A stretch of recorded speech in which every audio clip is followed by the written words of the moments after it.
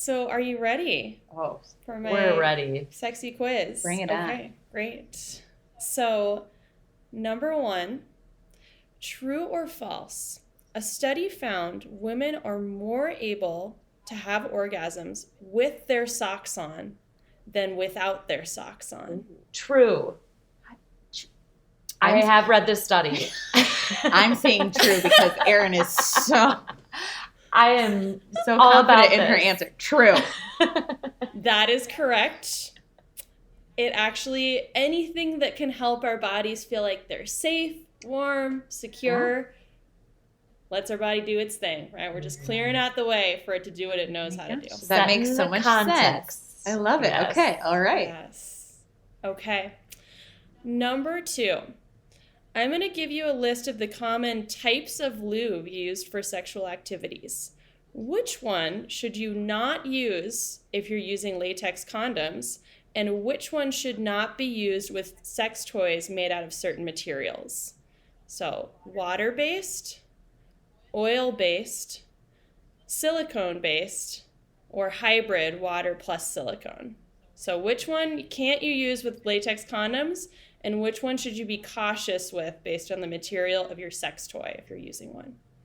Oh my gosh. I think is it both oil based For which one? for both of them, or am I incorrect there? So oil degrades the latex Yes. in a latex condom. condom, So yes. yeah, definitely don't want to be using an oil or an oil-based lube, because some people will just grab coconut oil, Yeah. which is totally fine, right? Yeah. Depending on your parts and how they respond. Some of it's kind of a trial and error.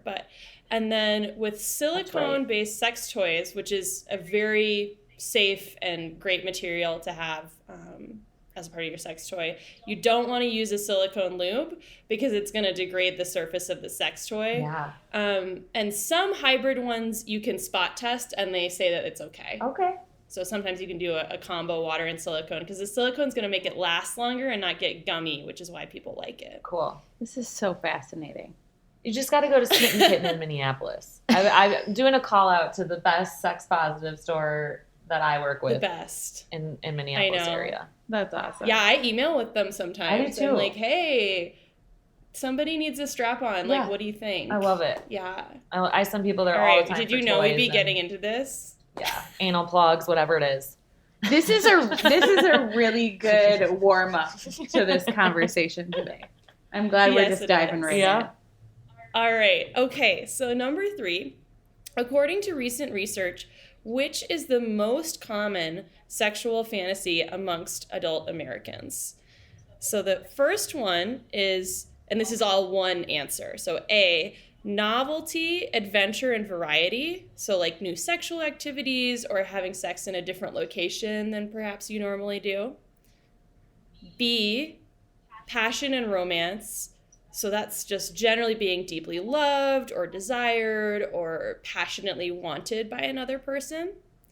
And then C is multi-partner sex. So that would be like threesomes or having sex with multiple people at the same time. Did they ask equal men and women in this study? Yeah, all genders. Yeah. Mm-hmm. Yeah, or non-binary. I want to say A, the novelty, the new, exciting, different. Mm-hmm. I want to say A because I feel like culturally that's what we have, but I'm going to go with B. So it's actually C. Wow. So each of these is in the top 7 according to Dr. Justin Lay Miller's research. Okay. And we can drop a mention of his book, Tell Me What You Want, Love it. in the description. But multi-partner sex was found to be the number 1, and I think it's around a third of the participants in his study said that it was their favorite fantasy of all time. Oh, I love it. Wow. Yeah. Nice. Learning something. So much new information today.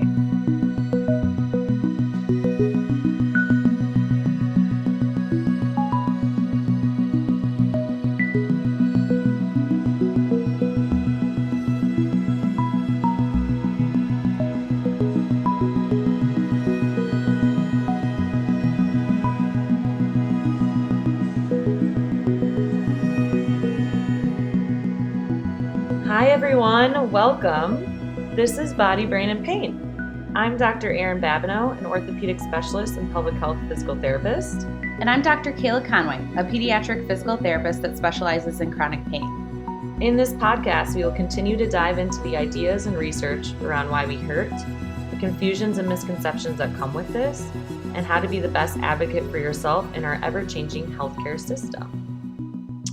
Okay, everyone. We have been so spoiled to have these spectacular clinicians on our podcast, and we can hardly wait to introduce our guest today. Woohoo! I think I've been waiting over a year to have her on this podcast, something like that, since our last walk when you were in Minnesota. I think so. But we have a very special guest FaceTiming in from Colorado. Drum roll, please. Lillian Bailey. Lillian is a licensed marriage and family therapist who also has a large focus of her practice in sex therapy. She practices virtual care in Colorado, Wisconsin, and Minnesota. This past springtime, Lillian recently got married and moved to Colorado, so is now in Denver with her partner and her 3 cats. She is now doing remote therapy in all 3 of these states, though, Minnesota, Wisconsin, and Colorado.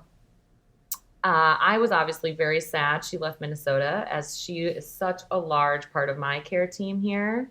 I always say she is the expert on our master organ, our brain, but I'm also excited that she still can do virtual care and has been taking care of all the people in Minnesota I see from afar. So Lillian and I met in St. Paul, Minnesota through our own practices, and I think we met as typical providers do, where we shared many patients together, and I believe you found me, which is I think I did. Which I love. But you knew the importance so much of healing our brains and bodies at the same time, and I feel like it was like kind of a cold call situation. You came in and like introduced yourself. Oh yeah, which I love. And then I was like, this is exactly who I was looking for in my life. I need an awesome mental health provider, and I just was so impressed from you by day one and continue to learn so much from you. And you've proven time after time just how important mental health therapy is part of healing people with persistent pain. So thank you, Lillian, for being here. I'm forever thankful for any time or phone call I can spend with you because I learned so much from you. So thanks for joining us today. Gosh. Your listeners can't see I'm blushing so much over here. I know, I could keep going on. I'm like rambling and being like, but yeah, thanks for joining us on this chilly Sunday morning for snowfall in Minnesota over here. Thank you. Yeah. I'm so excited to be here.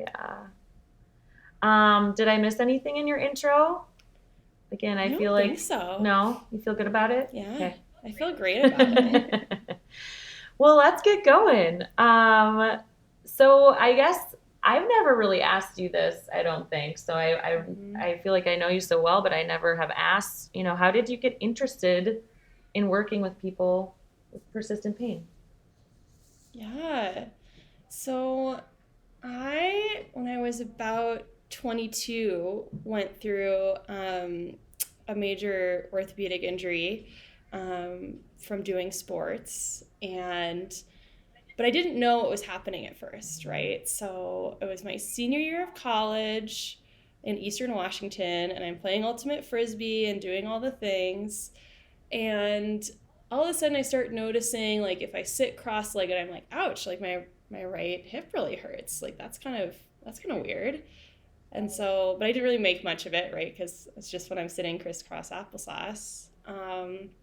But then it sort of like keeps progressing, and I'm noticing that, like, if I sit for a long time, or I drive, or, I play a lot of sports, I go to a tournament, it's like, this is kind of like building.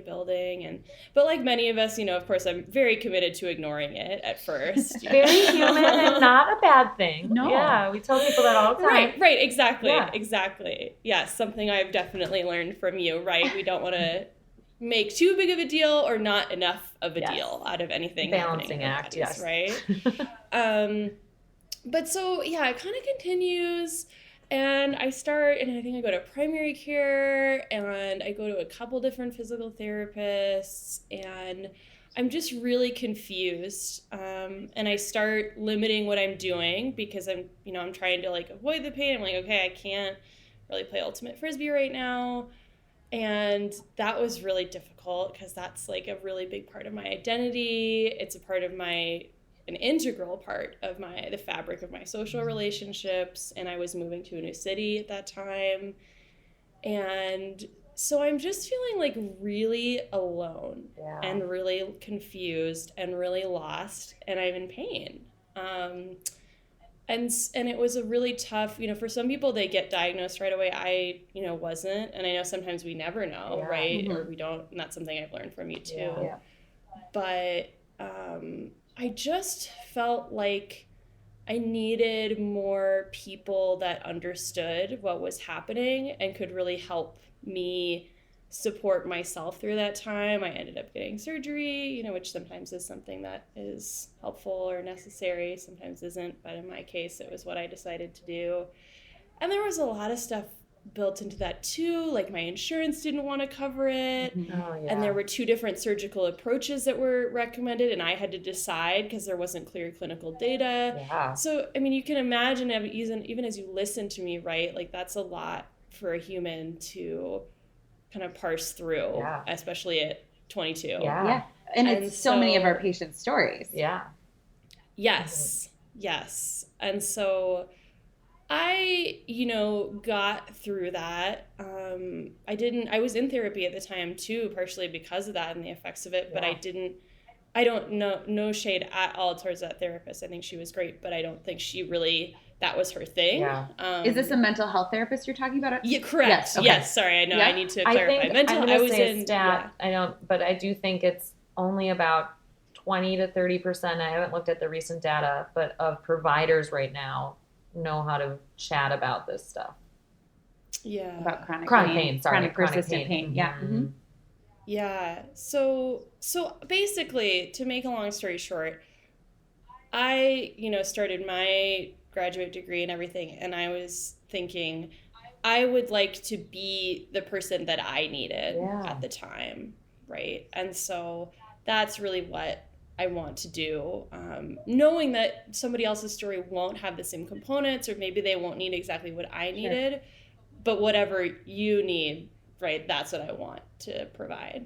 Yeah, and I think, isn't that is what we all want in a mental health therapist, someone who can meet us, who has the skills to help us, but can meet us where we are and make it matter to us. So and hear what you need. Too. Validate and hear it, and having that experience means something. And I know a lot of my patients care, like, how many patients do you know who have a story like mine, or they want to know that they are not alone, but that also you can help them.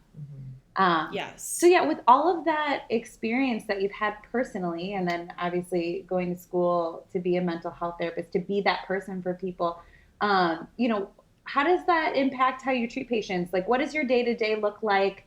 How are you, what does mental health therapy look like for this population? Yeah, that's a great question.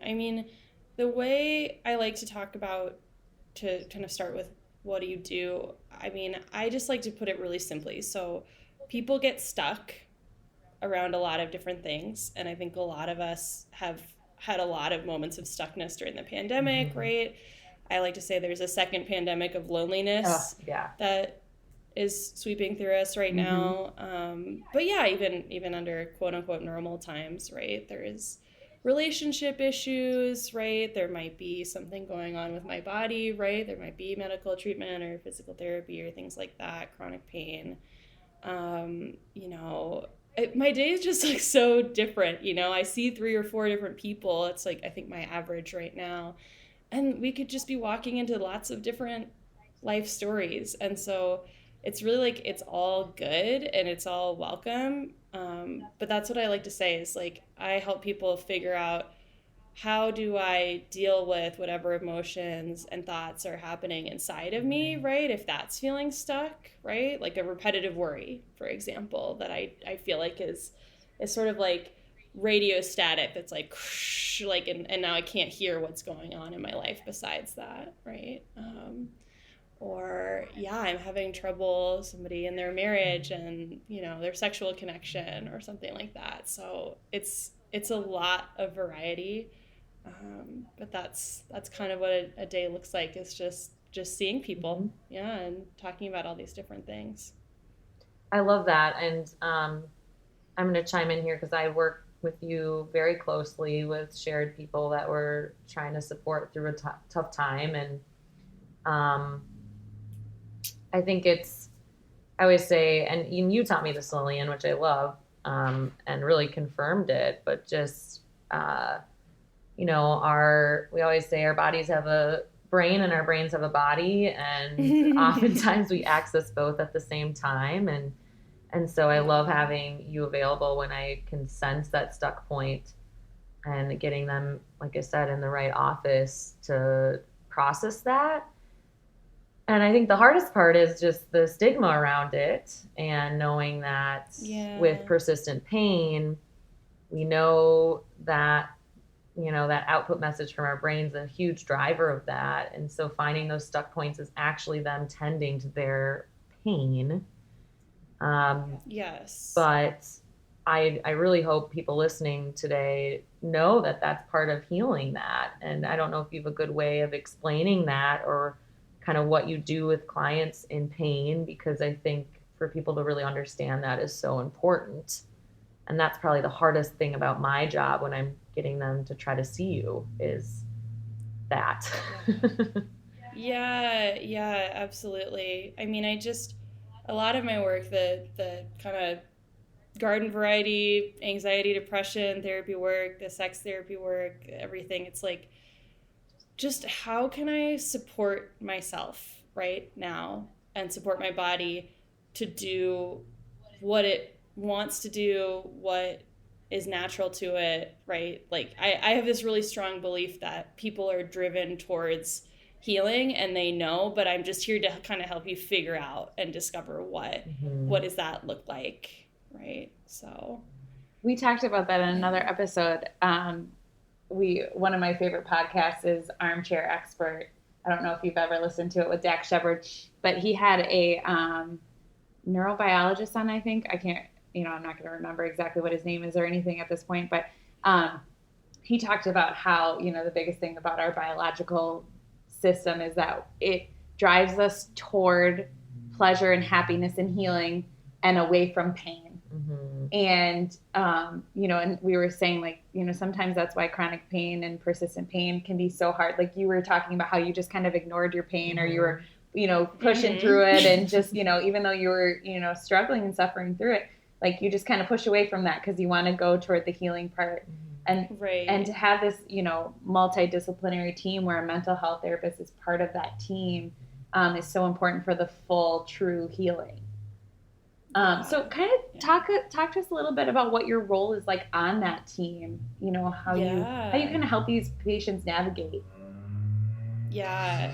I think there's so many layers of roles. I'm always referencing Shrek, like, ogres are like onions. The onion layers. But yeah, I mean, I think part of my role is to be sort of like a command central, right? Similar to what you all as physical therapists do. I think we've talked a lot about how we see you pretty frequently, so we can really check in with you with how things are going. But I think people wouldn't expect this, but I think I help resolve pretty big communication gaps between doctors and patients. So like, doctor, explains what's going on to their patient, and they think the patient's like, okay, yeah, I got this. I know what I need to do for my treatment.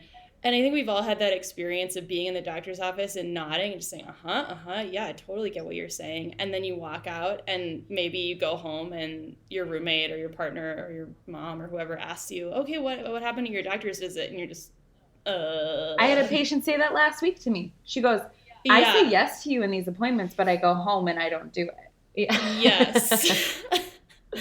And I really help people. I mean, I'll be that person that asks them, okay, what happened with Dr. So-and-so? And they'll give me that response, and then sometimes I will either say, oh, so it sounds like maybe, yeah, we should talk to that doctor and figure out what the treatment plan is, or what, you know, we're doing with this part of your recovery.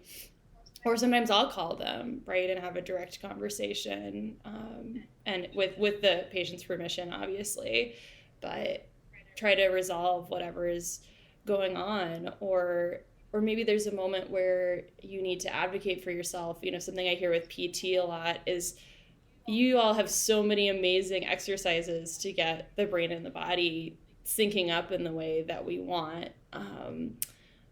But sometimes, for example, somebody, maybe they're having a really busy time in their life, and for them, 5 PT exercises a day is way too many. I know I've been to a lot of PT people. I'm a veteran. I would say and 3 is usually plenty. Sometimes it's 1 though, you know? Exactly, right. And so, but your energy going into that one, like if your energy is like, wow, I can really do this. And sometimes something I do a lot with people is if I'm giving them some sort of homework or home play, I'll say, I want you to come out of this, I want you to have a 7 out of 10 or greater confidence that this will happen if we're going to say that you're going to do it. And so, but anyway, I feel like there's a lot of that too with PT where someone's like, I just can't do all this stuff and I'm feeling really discouraged. And so then we talk about, okay, so what could we go back and say to that person? And when I'm working with somebody amazing, like one of you two, the response is, oh my gosh, yeah, let's do 2 instead of 3 if that is what feels good to your nervous system right now. And there's a lot of just support and cheerleading. You know, sometimes these journeys we're walking are years long, or we're not totally sure how long it's going to take. And that's a long time to be walking that road by yourself. Oh, yeah. So, well, it's impossible to do by yourself. No. I mean, and I think that's a cool thing that we've learned through this work is that in many areas of physical therapy, someone walks into my clinic, they have knee pain, you know, it's acute knee pain, they had an injury, whatever, we treat it, they get better, they leave, they didn't need anyone other than me. With patients with persistent pain, chronic pain, it is so important. There's no way I could ever do it by myself. No. When we had Dr. Armfield on last time, I was telling, you know, the biggest thing is like we tag team our patients. We both go in at the same time. We're asking, you know, questions together. You know, we're bouncing things off each other. He's got the medication side and the medical side of things. You know, I've got the physical activity side of things. And then we always bring in our mental health provider. You know, it's always a multi-system approach for a reason, because you need to come at it from all angles. It is not a one system problem. And it is not a one provider problem to solve. It is mainly the patient taking control. And I think that's what you were talking about, is like giving them the confidence and giving them the cheerleading and the feedback of, okay, then how do we handle these conversations in the future with our providers or with people in our lives so that we can progress and improve.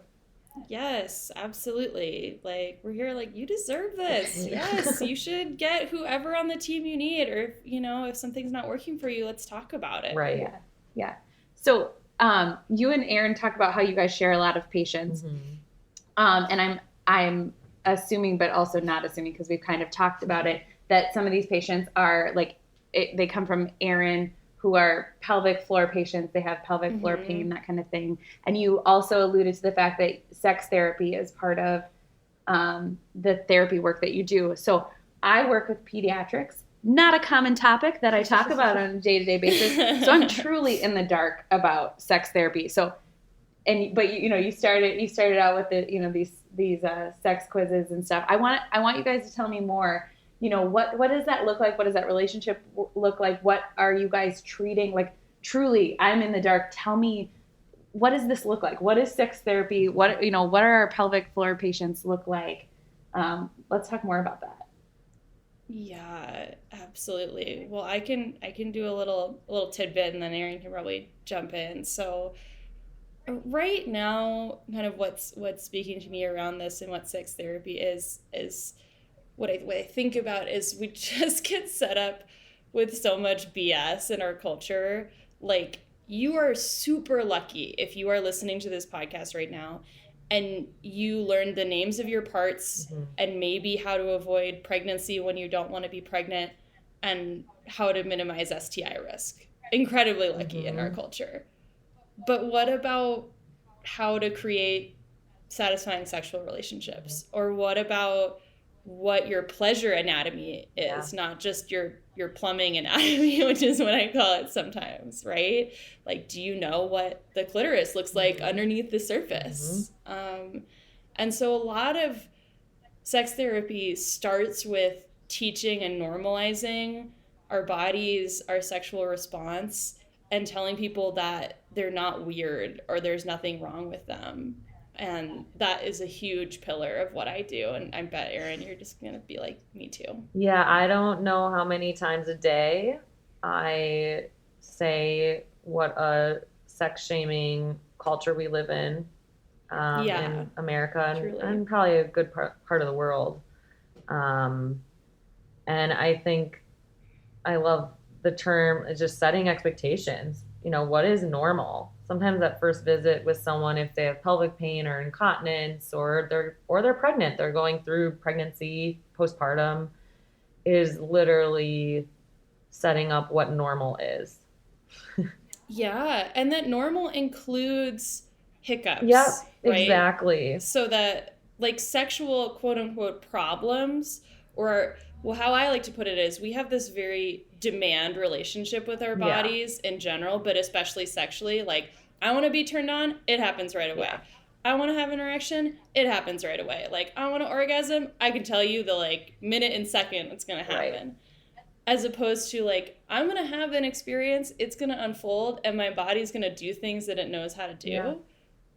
Like, that's a really different way of looking at things. So a lot of the interventions I use are just giving people tools to let their bodies do what they know how to do, but also knowing that it is normal that people can have really good sex lives even if their bodies don't do exactly what they want to do at the exact moment they want it to happen. Well, and just recognizing what people are seeing in the media and in our culture, that those are actually really not normal things. And or what they're seeing in porn. And you said even like knowing your parts and what parts look like. And I mean, I think we're all aware of that. Most of that is not accurate. Vulvas look so different for everyone, and that's okay. So yeah, I think what's really cool about working with you, Lillian, is, you know, because we're going through a lot of these exercises pertaining to their bodily, physical experiences, and of course bringing up the brain impacts. But then they can go to you and really break that down. And I really try to explain that to people so that they understand that this is still part of their sexual goals or physical goals that they have, because how your brain is processing all that matters. So. Yeah. There's a lot of the goals also go through a lot of transformation or alchemy. Yeah. You know, the goals get so much more fun. Yes. Like someone could come in. So a really common issue addressed in sex therapy is like, I'm not having sex enough. Right. Or there's a desire discrepancy in my relationship.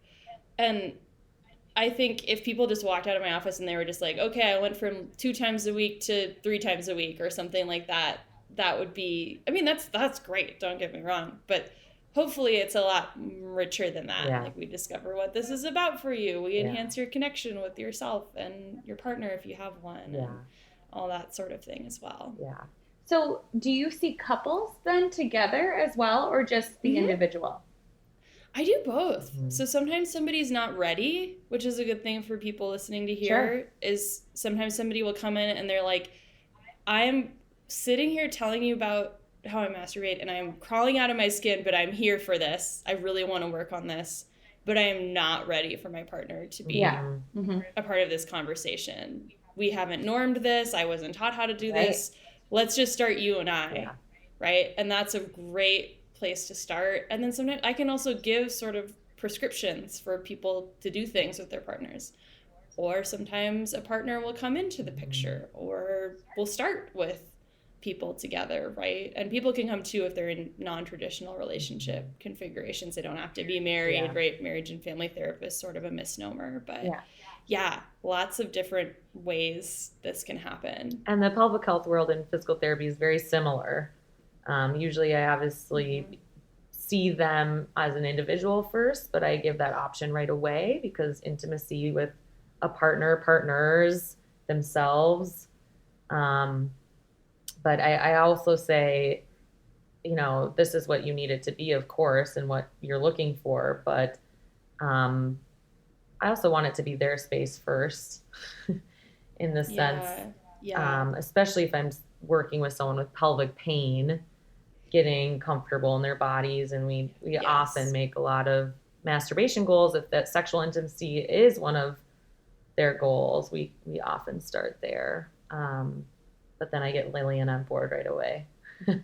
Yeah, there's so much you can talk about. I mean, you can talk about kinks or fetishes. You can talk about wanting, you know, a lot of people are exploring polyamory or open relationships. A lot of people don't. I see a lot of monogamous people who want to do really vanilla things.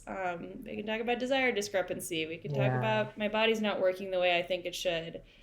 It's really like, if you go to a sex therapist, you're just going to somebody who is announcing to the world, hey, I have training in this and I am open to talking about this in a positive, acknowledging shame that you may be holding, but not a not shamey way of addressing it.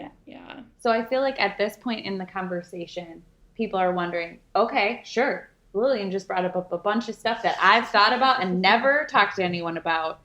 How do people, so like Erin was mentioning, she gets in contact with you, you see some of her patients that way. How do people typically find you? How do they come to you? How do they come to a sex therapist? Because obviously you're going to be very busy. So how do people find a sex therapist? How do they go about kind of getting into someone's clinic like yours? This day and age, it feels like it's a lot of Googling, looking on directories like Psychology Today or Therapy Done or numerous others that are kind of breaking onto the scene right now. A lot of that, if you know someone, right, that would word of mouth requires that you know someone who's willing to share with you that they're doing it. But I do get friends and, you know, acquaintances or coworkers, sometimes referrals. You know, I'm in private practice, which means, I'm on those directories and I have a website and all that kind of thing. And people just email me. Which we will share on our references today. Don't worry, folks. Absolutely. And there are clinics too that, or group practices where there's a lot of people that do that kind of work.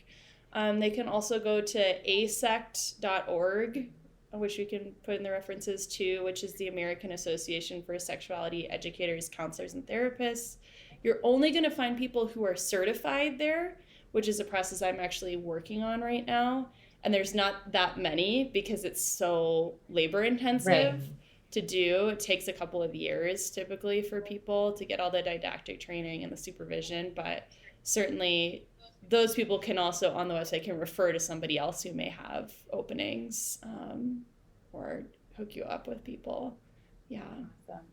I think, that's where, one of our biggest goals with this podcast is we want people to not only learn about these resources, but we want them to know how to get a hold of these resources. Is this something that typically insurance covers, this kind of therapy? Yeah, we have ways of, charting it and talking about it that are accurate, but are just really documenting the relationship between a mental health diagnosis and what's happening with someone's sexuality. So your primary, that's something you got to talk about with the person you're seeing, but your primary diagnosis may not be, for example, genitopelvic pain disorder, which is something in the DSM, the Diagnostic and Statistical Manual for Mental Health Disorders. So I don't know if your particular insurance plan would cover that, but most people who are experiencing pelvic pain have some degree of anxiety or, depressed mood about it. And so then it might be like, oh, we're going to put on an adjustment disorder with anxiety and depressed mood, because adjustment disorder is, in lay people's terms, just like, I'm adjusting to something. This is hard, right? Which it's just a diagnosis that a lot of us like because it's very non-pathologizing. Yeah. Of course. I think we probably all have adjustment disorder. Isn't the only constant in life change? Yeah. Right. Yeah. It's true. It's so true. Yeah. So I think, this has been a great conversation. Yes. I feel like we could talk all day. But I want to know, Lillian, what is the biggest thing that you hope that people take away from today? What do you hope that they come away from this conversation knowing and feeling? Yeah, I really want people who are experiencing pain right now to feel like they have a care team that makes them feel warm, fuzzy feelings. So like those providers listen to them, believe them, understand them, make them feel understood. And if you have that, great, like work on soaking that in like a sponge, because a lot of neuroscience tells us that our brains need to be told to hold in that kind of experience of being safe and secure. And if you don't feel like that care team is fully fleshed out, then you can find people through the care team you're already working with, and then also through some of the resources I mentioned to make sure that you feel as supported as you need to. And you also deserve to support yourself, whether it's putting socks on before you're getting busy, or if it's, whatever. I do a lot of that work with people too, of it, not just in a sexual context, but just what's the context I need to feel good, whether it's a hot pack if you have cramps, or whatever the case may be. Just getting a hug, that's really important too. So I think those things are really important. How do I get the support I need outside and inside of myself? And just that people deserve to experience pleasure and joy and connection and meaning in life. And that those things, I think something Erin and I hold that's really difficult is that those things can exist even when pain is here. Yes. Of course, we're all working, we're hoping the pain resolves. We really want to be on that team. And we don't want to wait to live life until we are pain-free, because pain is a part of life. And I know you guys have talked a lot about that with aging and lots of different contexts. So, I think we're all just working to help you live your life the way you want to, that makes it richful and meaningful no matter what is happening. Yeah, I love that. I always say, really challenging people to live in duality. So like, acknowledging their pain and their suffering right now, but also having tools to live right now. And we do that through exercise in the PT world. You do it through your brain exercises and showing people that they deserve that pleasure, joy, all those good things. And I know you mentioned a few books you and I've talked about, and I love that. Yes. One was The Pleasure Prescription. So we'll put that. Yeah, that's a new one that just came out this year, and I'm about 60 pages in, but loving it. I love it. I just ordered it, Lillian, after you sent it to me. I was like, oh yes, I will be reading this. Oh yes. Oh yes. And then the other one that I know has been pretty popular is Come As You Are, but I also think she does a good job of kind of normalizing. A must read. It's a must read for body positivity and even what sexuality is, just because we've been so misled. Definitely. Mm-hmm. Yeah. So Lillian, what a great way to end on that positive note with some references. But the tradition on our podcast is ending our recordings with something that brought you joy this week. So what brought you joy this week? Oh, I have such a good answer for this one. I just revived an old tradition of mine, which is to do spa night, which mainly is like getting out my immersion blender and Googling some face mask recipes. Yeah. And I made like an oatmeal and honey and apple cider vinegar one. And then, of course, the main point is you put it on your friends' faces with the cucumbers, and then you take a lot of pictures to share with other people. Right. Yeah, of course. Exactly. Yeah, but we just did that and did BuzzFeed quizzes on Friday. Nice. That's great. Good old Great BuzzFeed time. quizzes. Oh man, yeah. I have some friends that are really into BuzzFeed quizzes more than I knew. More than I knew. Lillian, this was such a great conversation. Thank you so much. I learned so much today. I mean, this is, like I said, this is Always not my learn normal so world much. of conversation, but I love that we started this conversation today. So thank you so much for being here. Thank you so my much, pleasure. Lillian. Thanks for having me. Yeah. I'm so grateful. Yeah. All right. Take care, everyone.